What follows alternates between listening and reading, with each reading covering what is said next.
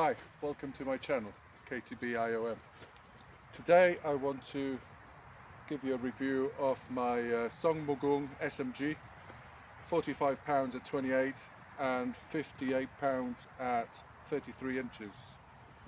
So this is the bag it comes in, which is I have to say one of the best bags out of the KTBs that I have, as it's quite stiff and sturdy and it supports the bow very well. Plus I love this gold effect in the off the bag.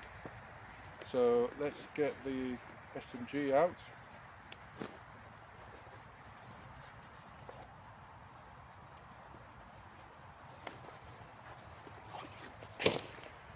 This version of SMG is the artificial horn version. It's got a nice rounded shaped back to mimic the natural horn bow, and the front of the back, I should say, not the front, and the back of the limb is contoured to mimic the curvature of the Gung, the horn bow. This is, I have to say, my favourite bow. It's the gauges are quite small. I think it's about the smallest of all the bows that I have, and they taper towards the end, and again the hoodies fit quite snugly. The back of the gauger, the leaf, the string bridge is quite protruded as well, and the string bridge is made out of rubber, but it's quite soft, and it's also, as you can see, it's quite thin. It's different to all the other string bridges that I've seen in other Korean bows.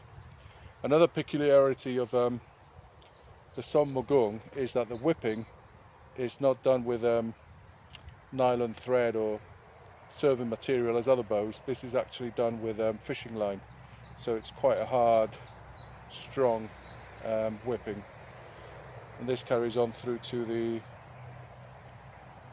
zoom, around the zoom. On this one I've modified it with an arrow pass made out of ray skin, and I fitted the jumpy myself.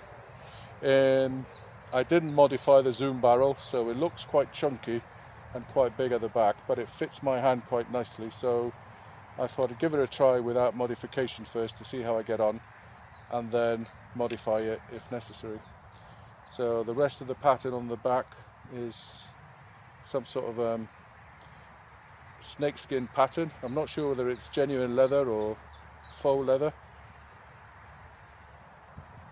and this is in all a very stunning bow. Let's string it.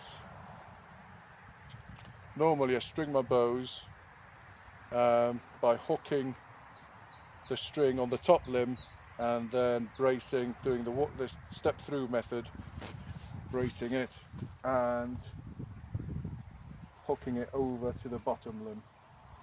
I think traditionally the bottom limbs are stronger on Korean bows, so it makes more sense to flex this one rather than the top one if uncertain.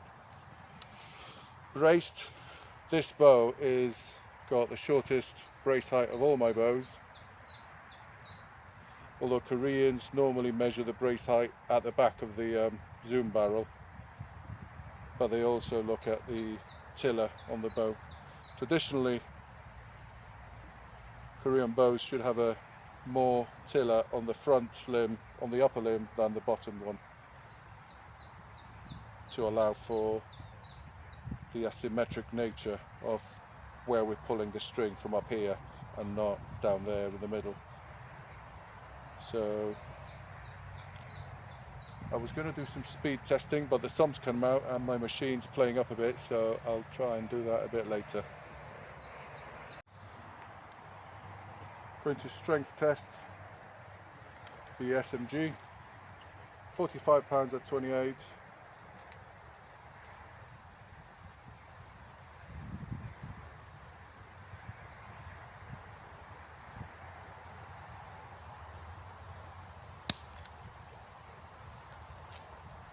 £58 at full draw.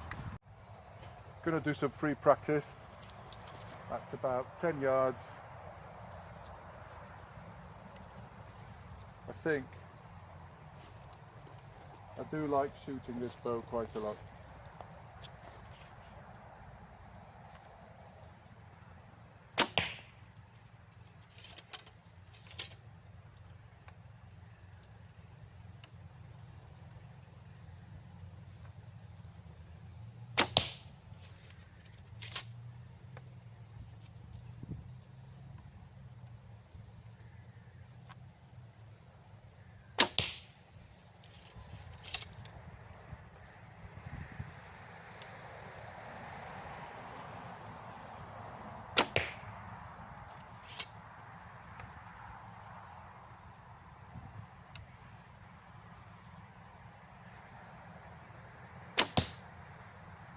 So 5 or 6, let me check.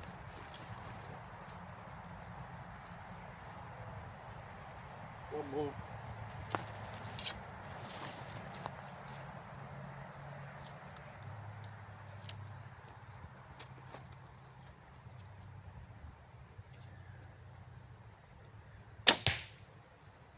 Let's have a look.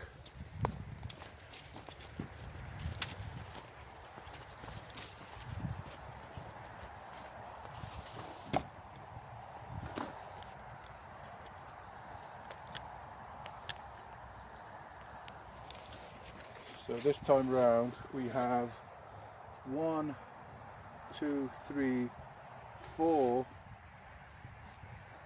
in the 5 zone. So 4 5s are 20, and then we've got 2 in the 6 zone for a total of 32. So I don't know why, but this bow just seems to be easier to shoot for me than the JMG. Shooting from about 20 yards, free practice.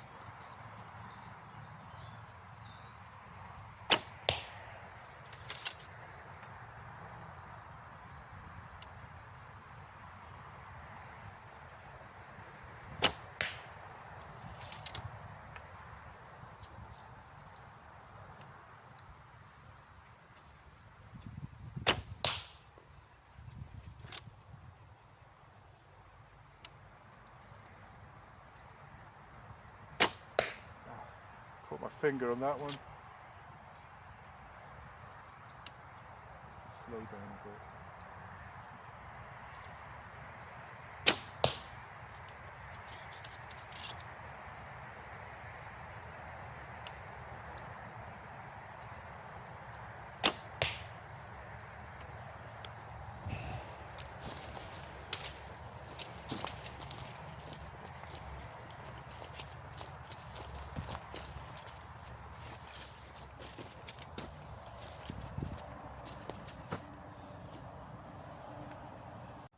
Testing speed of the 45-pound SMG at 28 inches, 58 pounds at 33 inches, using 33-inch arrows, 425 grain, 300 spine.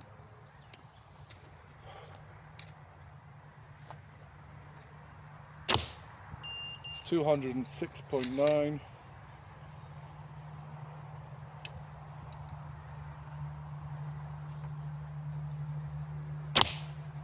$206.6.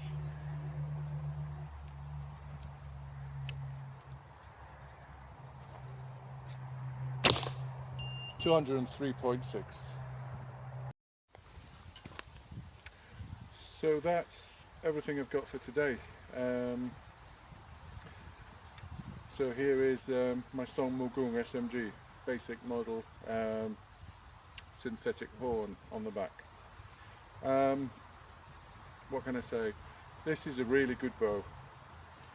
But when I first got it, it gave me a string slap because the brace height is very, very low. So this is a bow I'd recommend as a second bow once you've become familiar with torque and general shooting and the Korean grip. It performs, I dare say, better than my jail Gung, and I'm not sure why. I think maybe the delivery of power is, the draw curve is maybe different. I'd have to map them, I haven't done that yet. But it feels more consistent, I find it more accurate for my way of shooting. And it just, tactile, you know, the grip is fantastic, it's soft. The blue foam that comes in originally, don't know if you can see there, a bit of blue foam. It's quite soft to the touch, it's not quite as hard as on the Chonji. And this wrap is actually quite soft and rubbery. I put the bubbly one on the Chonji, and that is hard, and when I finish, my hands is really painful as all the bubbles are embedded on my skin. But on this one, on this pattern, I really like it. It gives you a good grip, it's solid, doesn't move, and it allows you quite a lot of leverage for torquing the bow. I really like this bow. You can see there the, not sure you can see that, the name of the bow there in Chinese characters, Son Gung, and the word Koryo, which I think is the old name for Korea. Yeah, Koryo bow. Son Gung began in 1993, as I understand it, by Master Park Do-min, and I think he's retired now. He spent the best part of 20 years making various different kinds of SMGs, a carbon one, a bamboo one, and he's even had a hybrid horn SMG. I think he also made a Chinese type bow, and he was also the bowyer who made the bows for the film The War of the Arrows, if you've seen that. So he's a very well respected bowyer, and his work speaks for itself.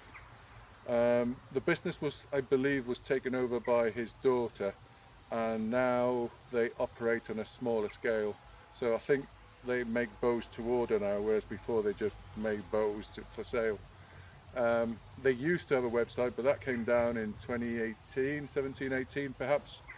You can still have a look at the website on the Internet Archive, the Wayback Machine, and you can have an idea of, you know, what they had.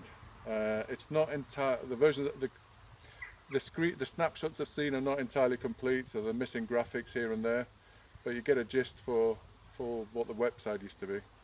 It is a shame. These bows are really good, and I would encourage, you know, people, if you get a chance to get one, do get one, because they might not be around forever. There have been reports of breakage in some cases, and that some of the quality of some of the bows and transition weren't as good as the old ones. So in this case as well, if you get a chance to buying an old you know, 20-year-old bow SMG, you know, chances are that it's a good one if it's lasted this long. So yeah, and this is the Childi Danjan. Yeah, the Childi Danjan is the maker's mark, or the identification. These are traditional decorations that have been put on Korean bows over the ages, and different makers have different patterns that they use. They tend to be done on paper, and I don't know why, but they can perish over time. So I suppose it's, you know, easier to do than painting them. I do love this bow. I do love the Goja chips, which are like so small, but they do the purpose, and they're quite chunky on the back. And the ridge for the string is also quite pronounced, so it just settles nicely. And the fact that it tapers to a nice thin point. These bows are made, I think, primarily for the domestic Korean market, similar with the JMG and the Cheonji. Those are bows designed for the Korean market. This one doesn't have an approved KTA sticker, but they do. A lot of their SMGs were licensed at different points in time, and there have been times when they haven't been licensed because of political reasons within the club rules or hierarchy. I'm not sure what they are, but it seems to be it seems to be more complicated than straightforward. But this is ideally intended as a domestic bow for the Korean market. Some of the bows that we see out there, like the Black Shadow, the Dragon, the Warrior, things like the Firefox and Windfighter, even the